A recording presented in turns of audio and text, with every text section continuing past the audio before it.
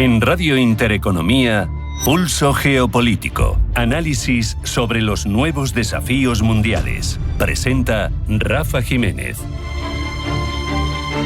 Bienvenidos a Pulso Geopolítico. En una coyuntura más que complicada para Europa, lo sabemos, con una situación geopolítica actual que demanda una revisión fundamental de la estrategia de defensa de la Unión Europea y en la que surgen voces, cartas abiertas que nos ponen sobre la mesa una realidad que a muchos no nos gustaría afrontar, que tendemos a girar la cara hacia otro lado, pero que quienes han vivido más cerca en coyunturas complejas, quienes han sufrido el expansionismo ruso o soviético en otras épocas, nos ponen verdaderamente frente a nuestros fantasmas, porque la posible conjunción de una desvinculación estadounidense de la seguridad continental, que ya se está produciendo de hecho, junto con ese expansionismo ruso, exige una decidida apuesta por la capacidad de autodefensa europea.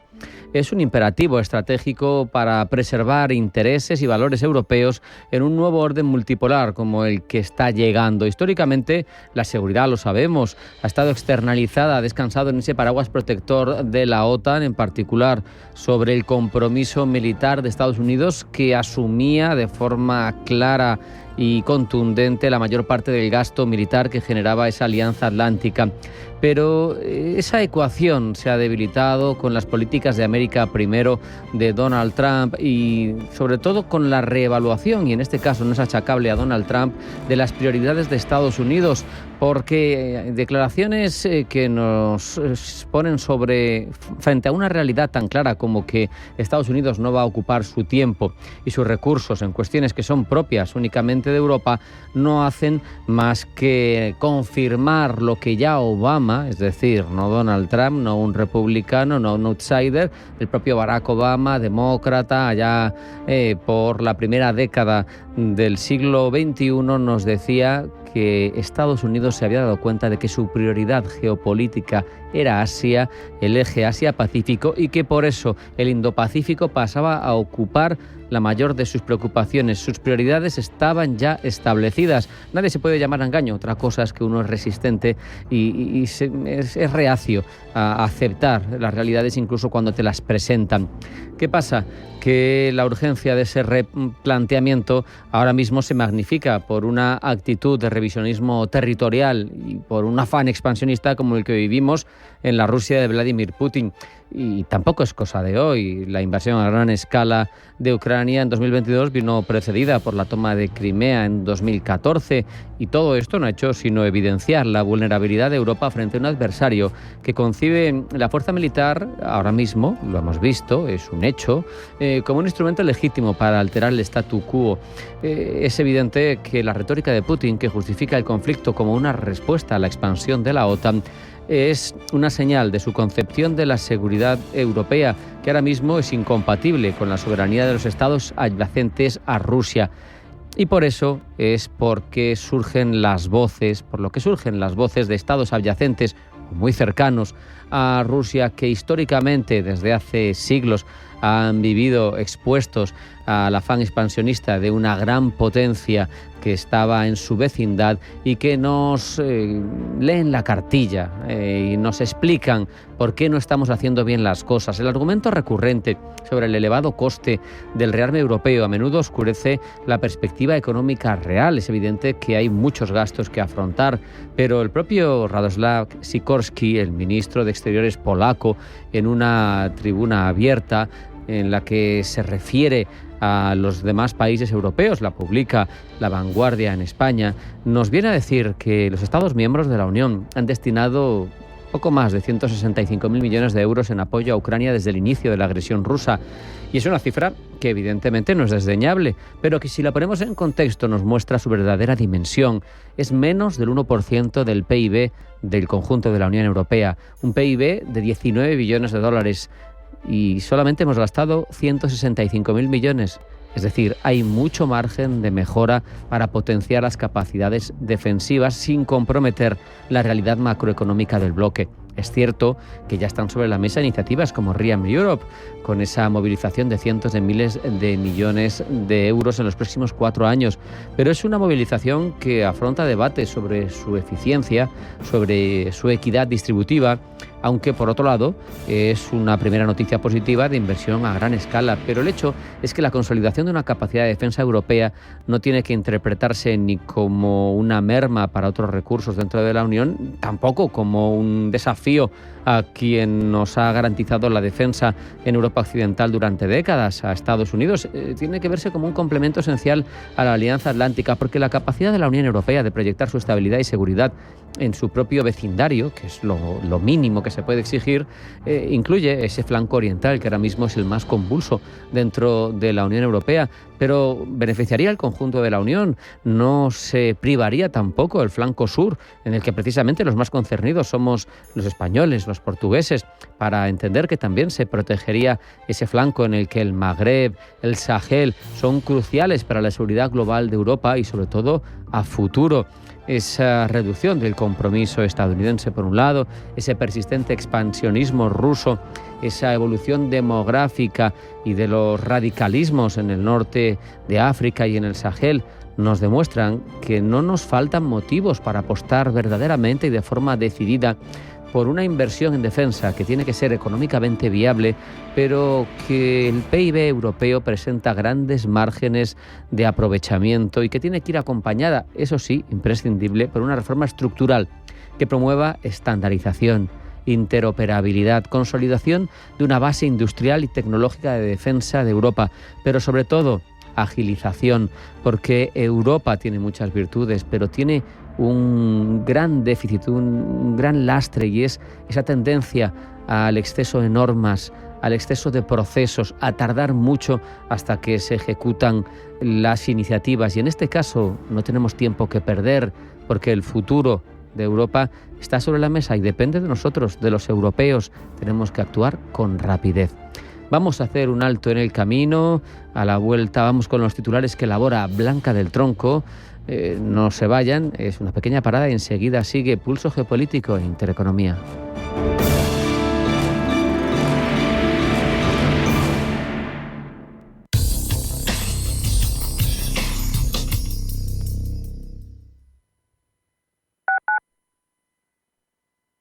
Isabel tiene la toallita en sus manos, se dispone a encestarla, mira su objetivo, lanza y ¡a la papelera! Tirar toallitas y cualquier otro residuo al inodoro puede atascar las tuberías de tu vivienda y supone una amenaza para el medio ambiente. Juega limpio. Encesta las toallitas en la papelera. Canal de Isabel II. Cuidamos el agua. Atención inversor, únete al club de inversión de Grupos Eneas. Estamos especializados en la compra, reforma y venta de inmuebles y otros activos, ofreciendo rentabilidades muy atractivas. Coinvierte con nosotros. 91 639 0347. Grupos Eneas, tu aliado en la inversión. Esta es tu oportunidad. Del 21 al 23 de mayo te esperamos en el SIMA, en IFEMA, en el stand D201 BIS. Ven a conocer Sirena Invest, sí, con Y, y descubre por qué invertir en Polonia es una opción segura y rentable. Sirena Invest, expertos en inversión inmobiliaria internacional. Stand D201 BIS en el SIMA. No faltes. Si una persona sale de un punto A por un camino difícil y otra sale de un punto B por un camino más cómodo, ¿se encontrarán? Acompañamos a personas en situación vulnerable desde la infancia hasta el final de su vida. Porque nosotros no creemos en las coincidencias, creemos en las oportunidades. Fundación La Caixa. Solo es progreso si progresamos todos. Los nuevos conceptos energéticos son ya un presente. Por ello, en Radio Intereconomía nos sumamos cada semana a I Más Verde, un programa sostenible y eficiente, productivo e innovador en el que analizamos etiquetas tan conocidas como eco, cero, bajas emisiones, descarbonización o renovables. Recíclate cada martes de 10 a 11 de la noche en Radio Intereconomía con José Luis Pichardo y descubre el futuro más verde.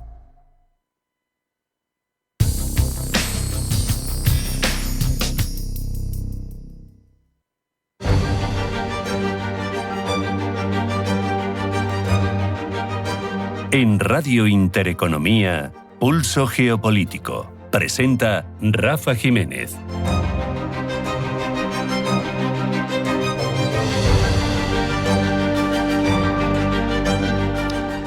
Vamos enseguida a afrontar ese repaso de las informaciones relevantes del ámbito internacional que primero desarrollamos siempre en forma de titulares que elabora Blanca del Tronco. Blanca, bienvenida. Buenas tardes. Buenas tardes. Asesinados a tiros, un hombre y una mujer israelíes en Washington. Se trata de 2 empleados de la embajada israelí en la capital estadounidense que han sido asesinados en el exterior del Museo Judío de la capital, donde se estaba celebrando un evento del Comité Judío Americano. The suspect chanted, "Free, free Palestine". La jefa de la policía de Washington confirma que el sospechoso fue arrestado al grito de Palestina libre. Es un hombre de unos 30 años de Chicago. Todo apunta a que habría actuado solo, aunque no se descarta ninguna hipótesis. Israel condena como antisemitismo este asesinato en Washington. El gobierno israelí califica como un acto despreciable de odio y antisemitismo el asesinato a tiros de estos 2 miembros de la embajada israelí en Estados Unidos. Gideon Sa'ar, ministro de Exteriores israelí.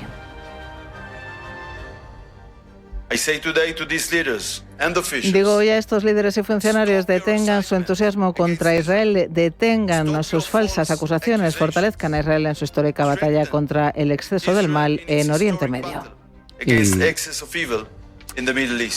Seguimos hablando de Israel porque Naciones Unidas confirma la entrada de al menos 90 camiones de ayuda en Gaza. Camiones con ayuda humanitaria que habrían entrado ya al interior de la franja de Gaza. Entre tanto, crecen las tensiones internas en Israel después de que el Tribunal Supremo determinara que el cese del jefe de la inteligencia interior por parte de Netanyahu fue ilegal. Cambiamos el foco porque Volodymyr Zelensky continúa sus contactos con líderes europeos. Líderes que le han respaldado en sus contactos con el presidente de Estados Unidos, Donald Trump, a la espera de que el Kremlin presente sus condiciones para que pueda declararse un alto el fuego que permita avanzar en las negociaciones de paz. Mientras el secretario general de la OTAN, Mark Rutte, realiza una visita a Noruega, en donde se entrevistará con el primer ministro de este país nórdico y con los ministros de Defensa y de Exteriores. Continúa la reunión de ministros de Finanzas del G7 en Canadá. Reunión en Banff de los ministros de Finanzas y de los gobernadores de los bancos centrales del G7 que finaliza este jueves con sesiones sobre delitos financieros y la inteligencia artificial en una cumbre dominada por la guerra arancelaria desatada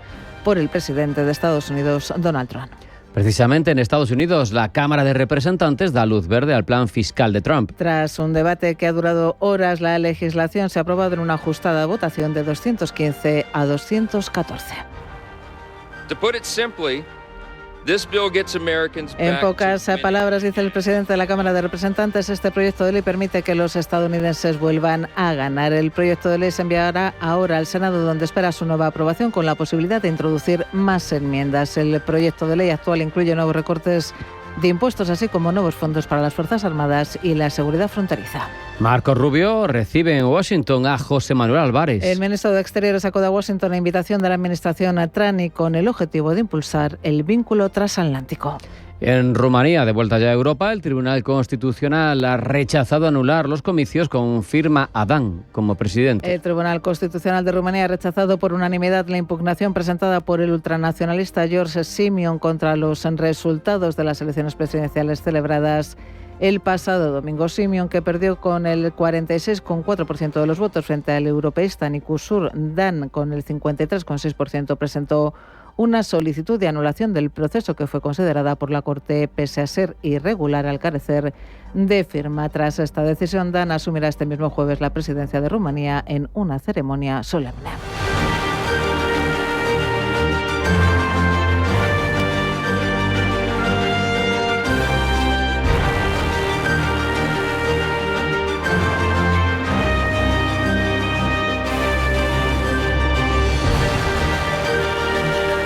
Seguimos abordando lo más relevante de la información internacional, pero ahora de forma ampliada, Blanca. Después de una semana de tensiones diplomáticas entre Europa e Israel, países europeos han calificado como antisemita el tiroteo contra 2 funcionarios de la Embajada de Israel en Washington y han transmitido sus condolencias al Estado hebreo. Pablo Llanone. El homicida, un hombre de 30 años, residente en Chicago, fue detenido tras el ataque.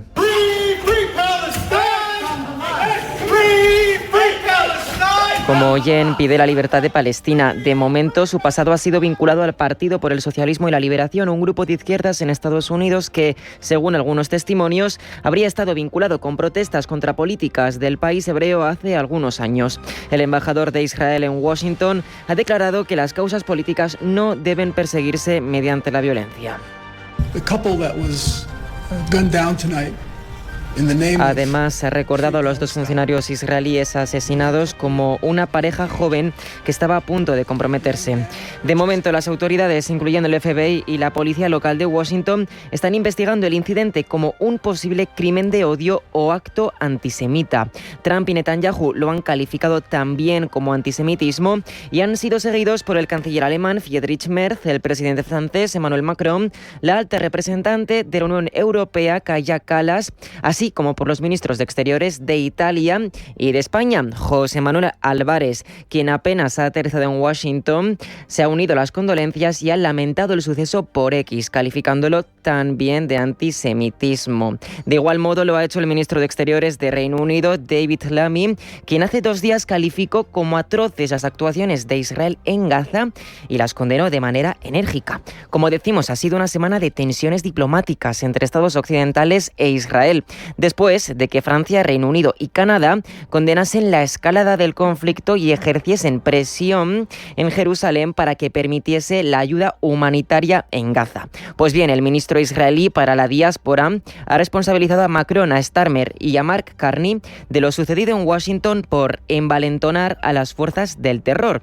Algo similar ha dicho el ministro de Exteriores de Israel, Gideon Sa'ar, quien considera que lo sucedido en Washington es fruto de que los líderes de todo el mundo se rindan a la propaganda terrorista palestina.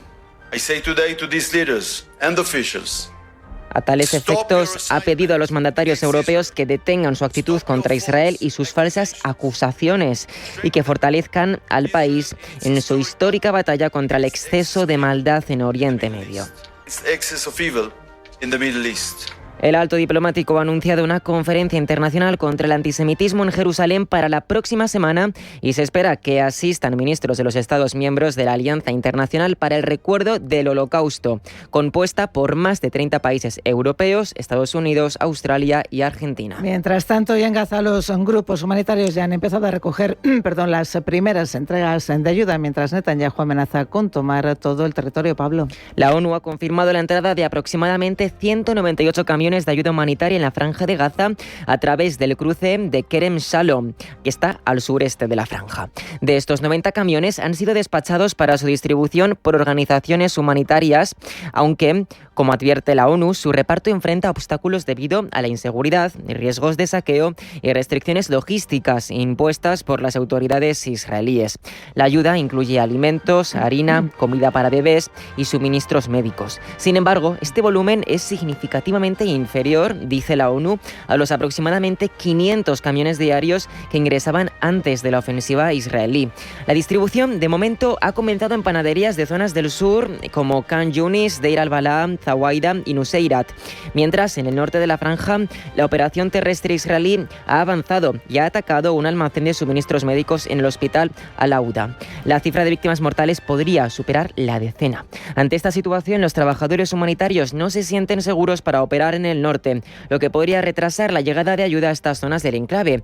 Pero, ¿cuánto tardarán las fuerzas israelíes en avanzar hacia el sur? Lo que, siguiendo esta lógica, podría impedir la distribución de ayuda en esta zona también.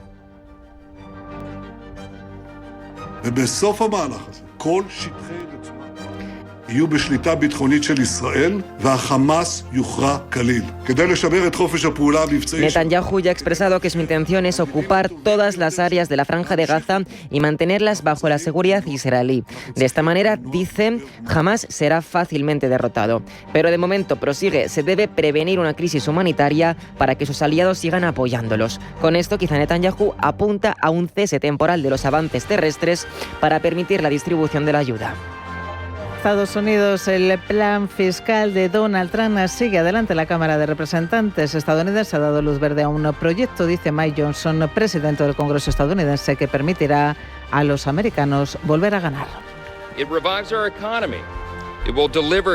Reviva nuestra economía, proporcionar un alivio fiscal histórico, hará la mayor inversión en nuestra seguridad fronteriza en una generación, liberará nuevamente energía estadounidense asequible, restaurará el sentido común en el gobierno, asegurará ahorros generacionales y fortalecerá nuestra defensa nacional, al mismo tiempo que fortalece, dice Johnson, nuestros programas esenciales como Medicare para las personas que más lo necesitan. Eso es lo que estamos haciendo con este plan grande y hermoso.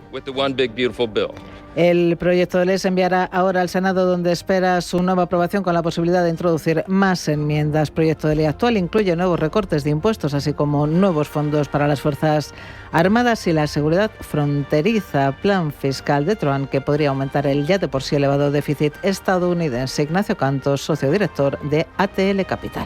No son buenas noticias porque genera inestabilidad, pero es una forma, por decirlo así, que vamos a decir en contra del mercado de presionar a la administración Trump, ¿no? Ellos, es verdad que había medidas pro mercado que incluía, por supuesto, la rebaja de impuestos, pero también la desregulación, y vamos a ver si trabaja más en esa segunda parte que en esta primera, porque se está viendo que efectivamente si no incrementaría el déficit a un país que ya tiene un déficit muy, muy elevado. Pero vamos a ver en qué consiste este plan, que por el momento lleva el bono estadounidense a 20 años a situarse ya por encima del 5%. Rubén Gil. Conocido como One Big Beautiful Bill Act, el proyecto contempla una serie de medidas fiscales y presupuestarias significativas y polémicas, ya que podrían incrementar el déficit de Estados Unidos. Entre las más destacadas, contempla una extensión de los recortes fiscales de 2017. Es más, se propone hacer permanentes las reducciones de impuestos implementadas durante la primera administración de Trump. Sobre la mesa, además, la eliminación de impuestos sobre propinas y horas extras y el incremento del crédito tributario por hijos. Se aumentaría a $2.500 hasta 2028, con ciertas restricciones dependiendo del número de seguro social. Se introducirían además nuevos requisitos para beneficiarios de Medicaid y el programa de asistencia nutricional suplementaria, lo que podría afectar a millones de personas. El programa contempla además la creación de cuentas MAGA, por las que se otorgarían $1.000 a cada recién nacido para fomentar el ahorro a largo plazo, y se destinaría fondos adicionales a defensa y a seguridad fronteriza. El proyecto ha generado un gran debate debido a su impacto fiscal y social. La Oficina de Presupuestos del Congreso estima que este plan aumentaría el déficit nacional en aproximadamente $2,3 billones en una década, lo que podría desencadenar en recortes automáticos en programas como el Medicare, que dejaría sin cobertura médica o asistencia a millones de personas. Donald Trump niega, sin embargo, que se vaya a tocar este programa. Esto es lo que quiero en Medicare, no tocamos nada, todo lo que quiero es una cosa, 3 palabras, no queremos ningún desperdicio, ningún fraude ni ningún abuso, muy simple, desperdicio, fraude y abuso. Por lo demás lo dejamos, Medicare lo estamos dejando. Los más críticos con el plan fiscal de Trump argumentan además que las medidas fiscales favorecen desproporcionadamente a los hogares de mayores ingresos, mientras que los recortes afectarían principalmente a los sectores más necesitados. El proyecto debe ser aprobado primero por la Cámara de Representantes y después por el Senado, antes de ser promulgado por el presidente. Su aprobación parece por el momento incierta. El objetivo de Trump sería aprobarlo antes del Día de los Caídos, es decir, el 26 de mayo, para promulgarlo antes del 4 de julio. En Radio Intereconomía, Pulso Geopolítico. Y ahora el repaso de las noticias más relevantes visto por los ojos de las cabeceras internacionales. Se encarga de ello Pablo Iannone. Pablo, bienvenido, buenas tardes. Buenas tardes. Comenzamos con un artículo de opinión de The Wall Street Journal que dice que Israel ha restablecido el flujo de ayuda a Gaza a sabiendas de que Hamás robaría gran parte de esa ayuda para venderla a la población y financiar, dice, el clientelismo que sustenta su dominio. ¿Qué podía hacer el mundo?, se pregunta el diario. En este caso, presionar a Hamás para que desembolsara lo robado o presionar a Israel para que permitiera que Hamás robara más.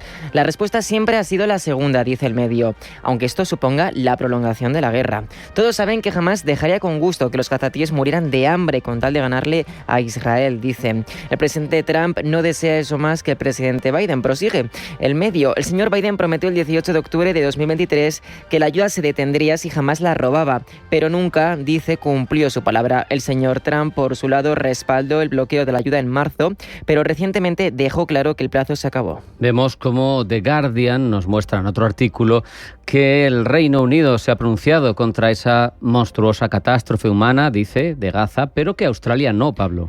Así es, la ministra de Asuntos Exteriores, Penny Wong, ha calificado de horrible el riesgo para los bebés, pero Australia podría hacer más para dejar clara su posición sobre la franja. El diario británico compara que mientras Londres ha anunciado la ruptura de relaciones comerciales con Jerusalén y ha emitido una declaración amenazando nuevas medidas junto a Canadá y Francia, Australia se ha limitado a guardar silencio y a hacer varios comentarios sobre la situación en Gaza. Es muy interesante en este asunto ver cómo el mayor enemigo de Israel, como Irán, afronta estos sucesos, porque el medio iraní Press TV lleva en portada, en este caso también relacionado con Israel, el tiroteo que ha acabado con la vida de 2 trabajadores de la embajada israelí en Washington.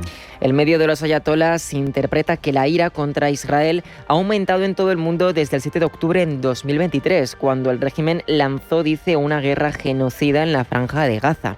Más de 19 meses después del inicio de su brutal agresión, prosigue el medio, el régimen de ocupación no ha logrado alcanzar sus objetivos declarados en Gaza, a pesar de haber acabado con la vida de más de 50.000 palestinos, en su mayoría mujeres y niños, y herido a otros 120.000. Seguimos con estos 2 protagonistas, con Israel y con Irán, porque en Russia Today nos cuentan que Israel se prepara para realizar un ataque rápido contra las instalaciones nucleares de Irán si es que las conversaciones entre Teherán y Washington terminan fracasando.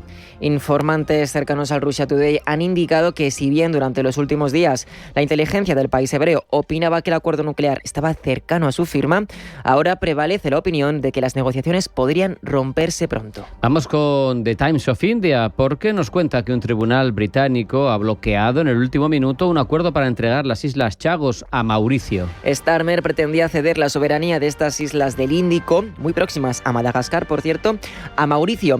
Pero esto conservaría, dice el medio indio, permitirá conservar el control junto a Estados Unidos sobre las estratégicas bases militares del archipiélago, concretamente la base de Diego García. Pues bien, el proceso se ha detenido tras una demanda de última hora que ha sido presentada por 2 chagosianas que afirman que la diáspora de la isla en Reino Unido no había sido avisada de este suceso. Nos vamos al Extremo Oriente porque el fracaso del lanzamiento a su funcionamiento al mar del buque de guerra norcoreano ha traído miradas de la prensa porque ha sido muy sonado y muy mal recibido por parte de Kim Jong-un. The South China Morning Post interpreta el suceso como un golpe de prestigio, un golpe al prestigio de Kim, mientras que el Japan Times es algo más suave. Dice que Kim Jong-un admite que ha sufrido un grave accidente con su nuevo buque destructor. El medio japonés destaca que Kim ha dicho que la restauración inmediata de este destructor no es meramente una cuestión práctica, sino una cuestión política que está directamente relacionada con la autoridad del Estado. De esa manera dice que debe completarse incondicionalmente antes de la reunión plenaria de junio. En Russia Today se hacen eco de que el presidente sudafricano Cyril Ramaphosa ha dicho que su reunión con Donald Trump en la Casa Blanca no ha acabado tan mal como la de Zelensky. Esa agria disputa, recordemos, que tuvo lugar entre el mandatario de Ucrania y el estadounidense a finales de febrero. De hecho, Ramaphosa ha declarado que muchos sudafricanos estaban muy preocupados y temían, dice, que tuviéramos un momento Z. Pero esto, destaca, no ha sido así.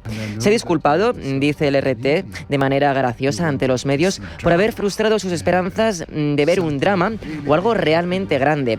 Y ha concluido su visita a Washington tras haber acudido con la idea de resetear sus relaciones con la Casa Blanca. Vamos con The Kiev Independent, que señala que miles de personas protestan en Hungría contra un proyecto de ley que es similar al de Rusia y que ataca a medios y ONGs. La última manifestación en Budapest ha sido una de las más grandes de los últimos meses y se ha producido después de que un miembro del partido gobernante Fidesz, del primer ministro Viktor Orbán, presentase una legislación que pretendía otorgar al gobierno amplios poderes para investigar, penalizar o incluso prohibir a los medios de comunicación y organizaciones no gubernamentales recibir financiación extranjera. Y terminamos hablando sobre esta misma noticia, pero desde la visión de The Guardian. Nos cuenta que más de 90 redactores, jefes y editores de toda Europa firman una declaración instando a la Unión Europea a que tome medidas sobre esa legislación propuesta en Hungría. Advierte de que si se aprueba podría resultar en prohibir efectivamente la prensa libre. Esta declaración, firmada por importantes medios de comunicación de 23 países, ha descrito el proyecto de ley como acorde con las tácticas prácticas autoritarias vistas en Rusia bajo Vladimir Putin.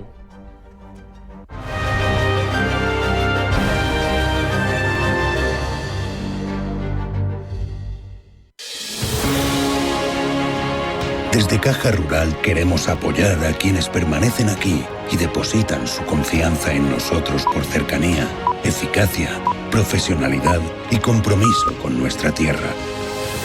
Caja Rural de Zamora. Gente como tú. Bontobel Asset Management. Calidad suiza con el objetivo de obtener rendimientos superiores a largo plazo.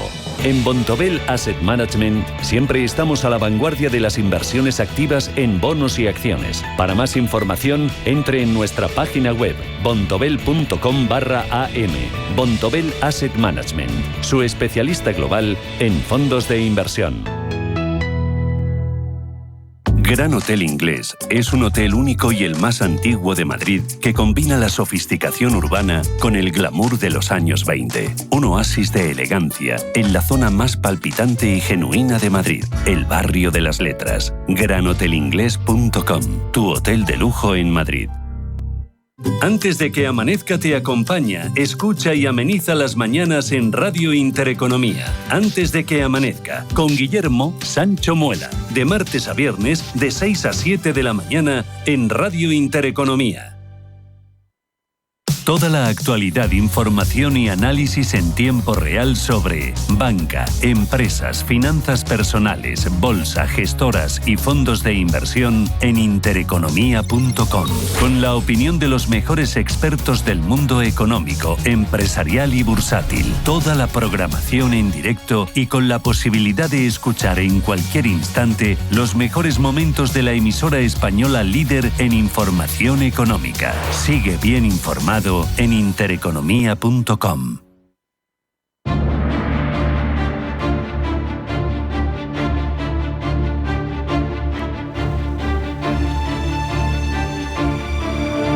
Sabemos que desde la Segunda Guerra Mundial hay presencia militar de Estados Unidos con bases en suelo europeo, instalaciones que en principio cumplen diversas funciones, desde llevar a cabo entrenamiento militar o maniobras conjuntas con las tropas europeas en el seno de esa colaboración en la OTAN, hasta gestionar las cerca de un centenar de cabezas nucleares que la potencia transatlántica mantiene en 6 de las bases europeas.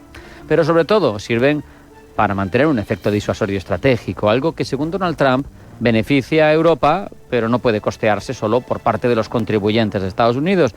Y esto está generando polémicas sobre la implicación de Estados Unidos, bajo el liderazgo de Trump, en el paraguas de defensa europeo.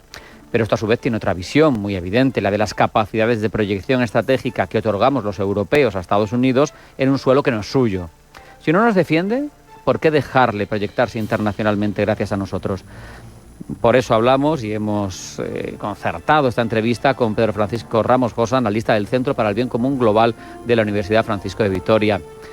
Bienvenido, muy buenas tardes. Buenas tardes, Rafa, ¿qué tal? Haznos un panorama, una visión que te parezca relevante de, pues eso, de la presencia militar de Estados Unidos en Europa, los países donde es más importante, de forma somera, porque sé que es muy amplio y no podemos profundizar, pero para que por lo menos haya un cierto contexto. Pues para empezar, y señalando la importancia que tiene Europa para Estados Unidos en ese despliegue global que decías de proyección estratégica, pues decir que solo en Europa está el 50% de esa proyección global, o sea que para Estados Unidos es vital. En cuanto a los países más importantes, sin duda alguna Alemania, que es el país que tiene más soldados albergados en su país, unos 39.000. Luego vendría Polonia, Italia, Reino Unido y a mucha distancia España con unos 4.000, aunque con esa importante base naval de Rota y luego acompañada de la aérea de Morón. Como acabas de señalar, cumplen varias funciones, no solo en el terreno naval y terrestre, sino también en el aéreo, y luego en esa disuasión nuclear a través del emplazamiento de esas en torno a las 100 bombas tácticas de gravedad que están emplazadas en varios países como Bélgica, Polonia, Países Bajos, Alemania y Turquía, además de Italia. Y luego, decir que también, alberga la mitad de las bases, como ya hemos dicho, y también la mitad de los soldados que tiene desplegados en el exterior, Estados Unidos. Fluctúan en función de los despliegues, pero están en torno a los 100.000. Digamos que el suelo fueron unos 65.000 de ese despliegue, pero ha aumentado desde la invasión rusa de Ucrania y, de hecho, unos 20.000 se han desplazado a los países del este, en concreto Polonia, sobre todo, y países bálticos. En los últimos tiempos hemos escuchado hablar de un posible repliegue, disminución del compromiso estadounidense, así de forma un poco etérea, sin concretar demasiado, como yo apuntaba, ¿no? Señalando Trump que nos están defendiendo por tener esa presencia aquí y que no puede ser que solo lo paguen los estadounidenses. Esas amenazas, te pregunto tu impresión, ¿hasta qué punto son retóricas o son reales? Bueno, con Trump ya hemos comentado muchas veces que no hay que tomárselo literal, pero sí hay que tomárselo en serio. ¿Por qué? En este caso, por ejemplo, los países europeos sufragan el 34% de esas bases, ¿vale? El presupuesto total, el 34% lo paga Europa, el resto Estados Unidos. Son en torno a 2.500 millones de euros anuales. Puede parecer una inversión escasa teniendo en cuenta el poder que tiene, que lo acabas de señalar también, de disuasión Estados Unidos con esa presencia en Europa, sobre todo teniendo en cuenta el clima que tenemos en las relaciones con Rusia tras su invasión de Ucrania y todas las amenazas que de vez en cuando nos llegan desde Moscú. Para Estados Unidos, y esto lo unimos con esa guerra arancelaria que se ha hecho tan famosa en los últimos días, tiene relación porque para los que han diseñado esa política económica se trata de reequilibrar la balanza mundial no solo en el comercio, sino también en aspectos de seguridad. Y en ese sentido Estados Unidos ya ha dicho, esta administración ya ha dicho que se necesita renegociar las relaciones no solo económicas y políticas, sino también de seguridad, en concreto con Europa, para que Estados Unidos deje de pagar por proteger al resto del mundo y por la estabilidad mundial, algo de lo que se ha beneficiado no solo Europa, y hablan también incluso de China, y que nuestros países se hagan cargo de no solo más de su propia defensa, invirtiendo más en sus ejércitos, sino también costeando parte de ese despliegue, no directamente aumentando el presupuesto del pago de esas bases, sino permitiendo la reindustrialización de Estados Unidos, lo cual es una política muy compleja, pero que tiene sentido si como digo, aunamos todos los vectores que, componen esa estrategia. Claro, yo aquí lo que me planteo, no sé si lo hacen también los espectadores, es que, siendo ciertos los argumentos que apunta Estados Unidos, están cojos. Solamente hablan de la realidad de un lado, pero no hablan de lo que supone para quien es el hegemón todavía la capacidad de estar proyectado un océano de por medio y de tener a tiro de piedra un rival como es Rusia, de tener capacidades de proyectarse a Oriente Próximo, de controlar el Mediterráneo y todas las capacidades estratégicas que le otorgan todas las bases en Europa. Si no las quiere pagar, que las devuelva. ¿Qué pasaría? Para ellos me refiero, no para Europa. Para Europa es evidente, no tendría capacidad para defenderse. Pero ¿y para Estados Unidos? ¿No sería una pérdida también dramática de su capacidad de proyectar su influencia en el mundo? Totalmente. Yo creo que por eso no tenemos que tomar, al pie de la letra todo lo que dice Donald Trump al respecto, porque en el Pentágono seguramente se están tirando del pelo escuchando muchas de las afirmaciones en torno a que si se va a abandonar la OTAN si no se cumplen los compromisos, a que se necesita reequilibrar la presencia mundial a favor de Asia y en perjuicio de Europa de nuevo. En fin, es algo que venimos escuchando desde Obama ya con aquel famoso Pivot to Asia, pero que con Donald Trump parece que puede tomar, un nuevo impulso. Pero como bien dices, afortunadamente, la política de seguridad no solo se hace en la Casa Blanca, como digo, también se elabora en el Pentágono, y ahí son plenamente conscientes de la necesidad que tienen de sus aliados europeos. Es algo recíproco. Luego, el eslabón débil de esa alianza hasta que no nos pongamos al día, pero sí que podemos aportar mucho, no solo en el terreno geoestratégico, sino también en todos los demás aspectos. Es algo que Europa debe de mostrar, digamos, un enfoque más inteligente y hacer ver a esta administración que somos mucho más que una simple punta de lanza, ¿no? Hacia Asia, sino que podemos colaborar con Estados Unidos en muchos otros sectores. Precisamente te quería preguntar, entendiendo que esto pues no terminara llegando la sangre al río, que hubiera una cierta colaboración, un cierto entendimiento en la medida que sea, pero claro, ¿qué equilibrios va a haber cuando es evidente, lo apuntabas tú, que el mundo ha basculado demográfica, económica y supongo que terminará haciéndolo también militarmente hacia el eje Asia-Pacífico, cuando Europa sigue a rebufo de todo lo que se le exige? Es decir, ¿qué papel puede jugar una Europa algo más al día en su necesidad de gasto militar y con quién? En este caso supongo que sería de la mano de Estados Unidos, al menos hoy por hoy, ¿no? Sí, es la alianza que existe actualmente, y yo creo que, digamos que por afinidad no solo en términos de seguridad, sino también política y cultural, yo creo que es, digamos, la que más conviene a ambos actores.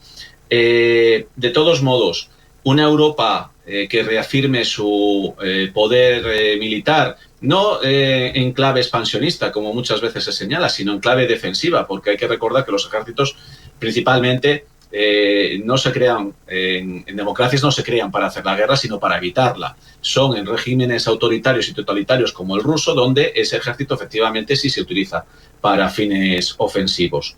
Entonces, una Europa, como decíamos, que reafirme su poderío militar y lo equipare a su poder económico, cultural, comercial, etcétera, yo creo que sería una Europa más fuerte, una Europa capaz de disuadir, ahora sí, a Rusia en sus fines expansionistas, una Europa más segura, una Europa que podría ayudar mucho más también a aquellos países africanos que están envueltos en una inestabilidad tremenda y que para el flanco sur europeo es uno de los principales asuntos de seguridad, y en concreto algo que concierne especialmente a España, y en ese sentido podría ser también mucho más atractiva para Estados Unidos.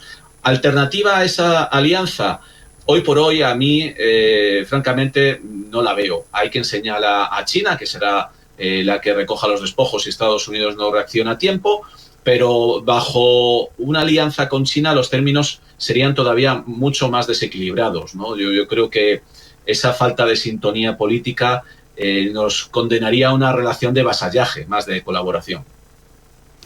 Da la sensación de que a Europa, que económicamente es el segundo bloque del mundo, con 17 billones de PIB frente a los 25 de Estados Unidos, que viene de toda, si me remonto a tiempo, que viene de ejercer un poder secular, colonial, de controlar el mundo, se le está acabando la baza del autoritas moral, de que solamente llevando como estandarte la negociación, el multilateralismo, la expansión de la democracia no es suficiente, que tiene que tener algo detrás, algo que con lo que golpear la mesa cuando se presenta en el concierto internacional.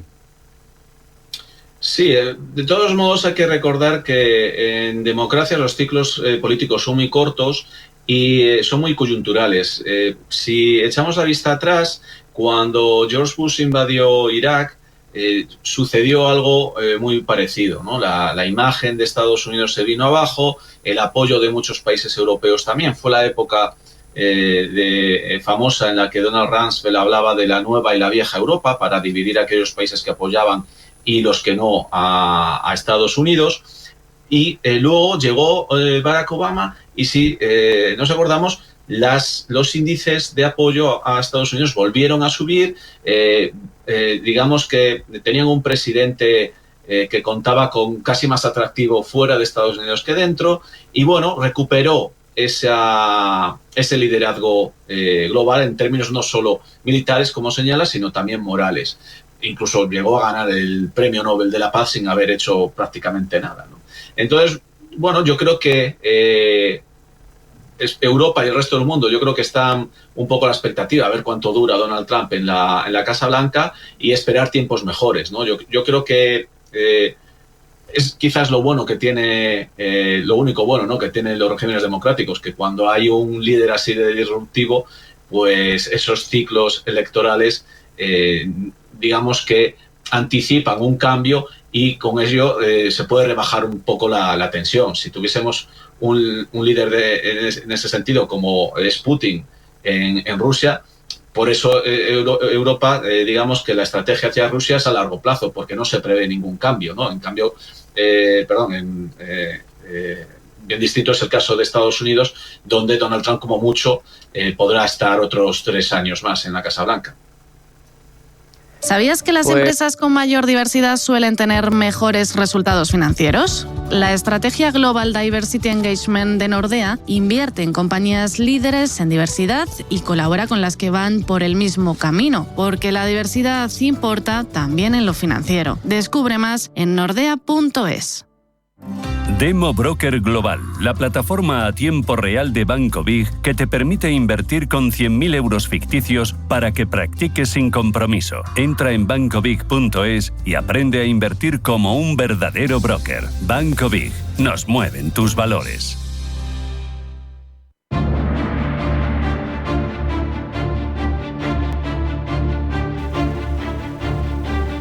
Que pueda terminar en algún momento cercano el conflicto que comenzó Rusia en Ucrania, en principio es una buena noticia, pero esto a su vez hace a ciertos territorios de Europa temblar. Estonia, Letonia y Lituania temen que a partir de este año pueda venirles encima esa tormenta perfecta que llevan temiendo desde que recuperaron la independencia en los 90. Por un lado, Estados Unidos abdicando de su papel como garante internacional de la seguridad, por otro, una Rusia liberada del esfuerzo bélico de Ucrania y con una industria militar y combatientes listos por la pura inercia de llevar ya 3 años de guerra. De ello y de quiénes más pueden sentir ese miedo hablamos durante los próximos minutos con Alfonso López de la Osa, que es decano de la Facultad de Derecho y Relaciones Internacionales de la Universidad Nebrija. Alfonso, bienvenido, buenas tardes. Buenas tardes, muchísimas gracias por la invitación. Un placer. Alfonso, ¿cómo ves tú lo que comentaba al comienzo, el nivel de preocupación? ¿Tiene sentido que estén preocupados los países bálticos respecto de una posible agresión rusa? Completamente. Los países bálticos están preocupados, están inquietos, no son necesariamente partidarios de un alto al fuego entre Ucrania y Rusia, no lo ven, no está supeditado a ello, pero es cierto que tenían una serie de asignaturas pendientes y una serie de debilidades, entre ellas ante los distintos ciberataques por parte de Rusia, un mayor desarrollo digital y una mayor capacidad para afrontar las quiebras de ciberseguridad. Se están poniendo a ello, han incrementado su gasto de defensa. Recordemos que son 3 países que forman parte de la OTAN desde el año 2004 y que forman parte de la Unión Europea también desde el mismo año. Con lo cual, desde el primer momento han vivido la amenaza rusa como una asignatura pendiente que tenían que resolver. Hay factores geopolíticos específicos que los hacen particularmente vulnerables, atractivos, ¿no? Como posible objetivo para Rusia, esa desconexión que tiene Rusia con la antigua patria de Kant, ¿no? Con Königsberg, con Kaliningrado y con la posibilidad de salir hacia esa zona geopolítica que tienen vetada ahora mismo hacia el mar Báltico, ¿no? Así es, completamente. Además, recordemos que como estados fronterizos con Rusia también tienen sus propias zonas que podríamos denominar calientes, ¿no? Tanto los 3 países, ya sea Narva, donde en caso concreto de Estonia, donde el 85% de la población es rusa, o Kaliningrado, o incluso el mismísimo estrecho entre Polonia y Lituania, que es también un lugar específico de inquietud. Ese corredor, ¿verdad, Alfonso? Ese corredor tan comprometido que puede ser por donde se movilicen tropas si se quiere realizar una ofensiva por parte de Rusia, sin duda. Eso supongo que estará muy monitorizado, ¿no?, por la OTAN, porque desde luego ese corredor es clave. Es clave. El corredor de Suwałki es absolutamente clave en una posible intervención por parte de Rusia hacia los países bálticos. No nos olvidemos de que es cierto, y seguro que nuestros oyentes están al corriente, que buena parte de esa paz acelerada entre Ucrania y Rusia podría venir por el interés que tiene precisamente Rusia de seguir con su proyecto tras esa muy probable anexión de parte de esas tierras raras, esas tierras próximas a Rusia, pasar a su proyecto de los países bálticos. Como digo, hay inquietud, se están rearmando.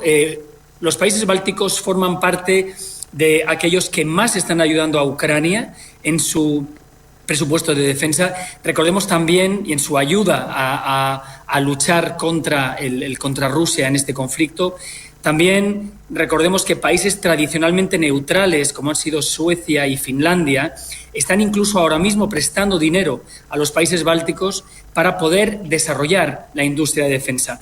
Un ámbito en el que tradicionalmente los bancos suecos no querían entrar, el de la industrialización de defensa, están entrando ya y están prestando dinero en este sentido. Es decir, que vemos desde todos los frentes, ya sea el financiero, naturalmente el de seguridad, el económico, estamos viendo cómo se está generando un cinturón de protección hacia esa posible amenaza que pueda suponer Rusia hacia los países bálticos.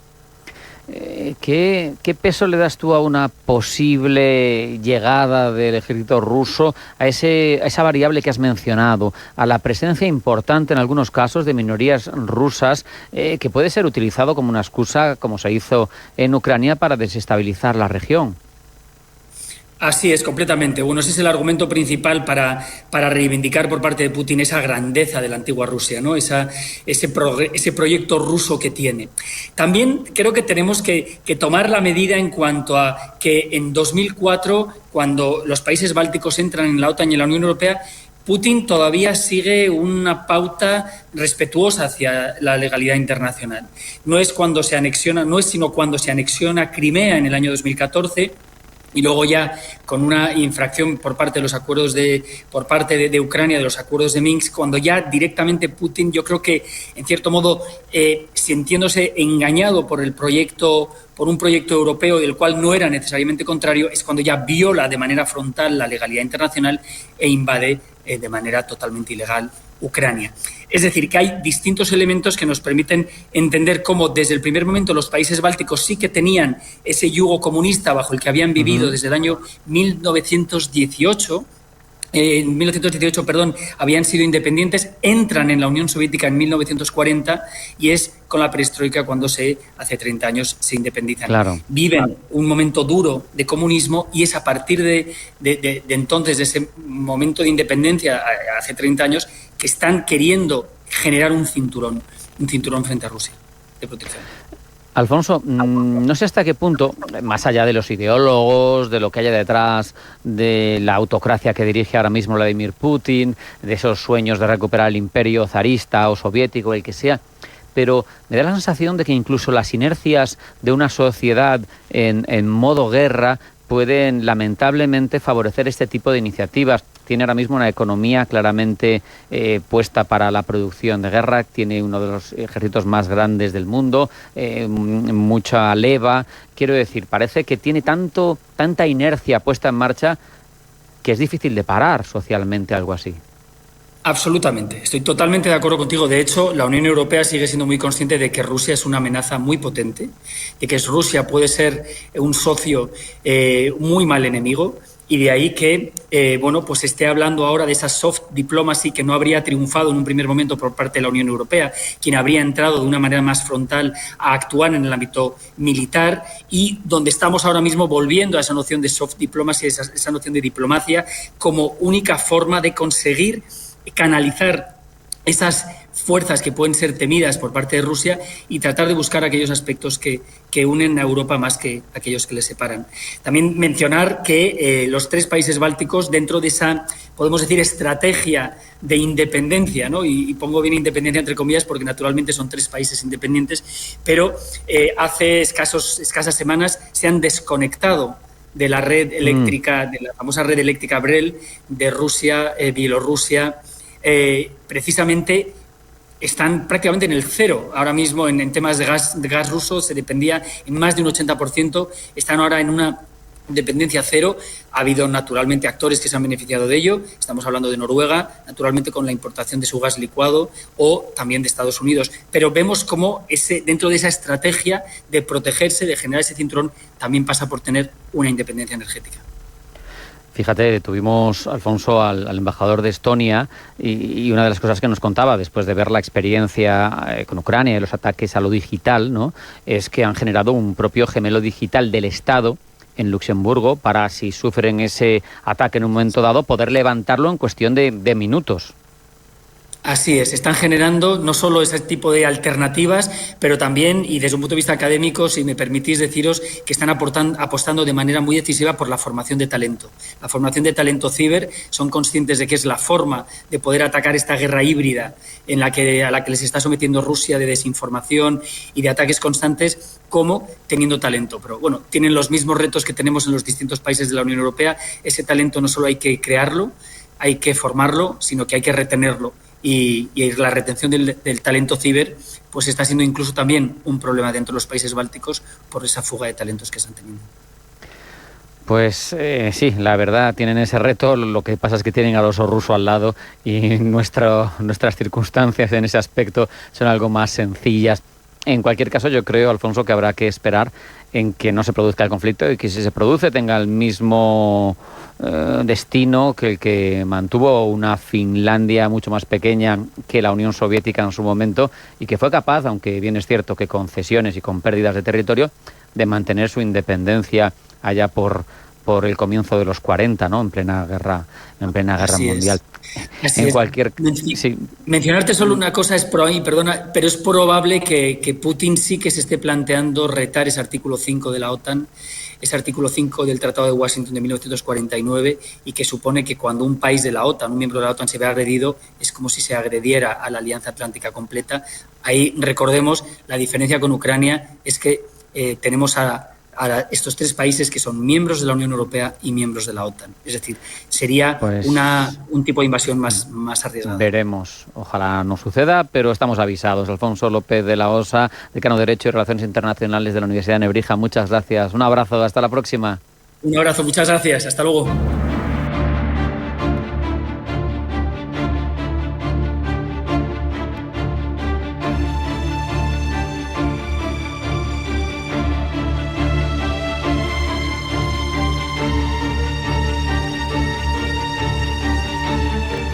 No hay tiempo para más hasta que ha llegado esta edición de Pulso Geopolítico, en el que cuestiones como ese asesinato de 2 diplomáticos israelíes, 2 miembros de la Embajada de Israel en Washington, o como en este caso, con un tinte económico, el éxito de momento parcial de la iniciativa de rebaja de impuestos de Donald Trump en la Cámara de Representantes, han marcado la actualidad de la jornada, una jornada en la que hemos vuelto a reivindicar la necesidad de que Europa se rearme para garantizar su futuro.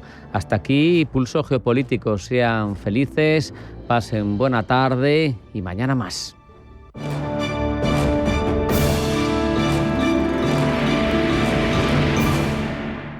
La Fundación Real Madrid celebra su gran partido por la solidaridad, un pase para la esperanza. Más que un encuentro entre leyendas, es un símbolo de compromiso con los jóvenes en situación vulnerable. Junto a la Comunidad de Madrid, la Fundación Real Madrid lanzará un programa para apoyar a chicos y chicas desde los 16 años con formación, empleo y herramientas para su futuro.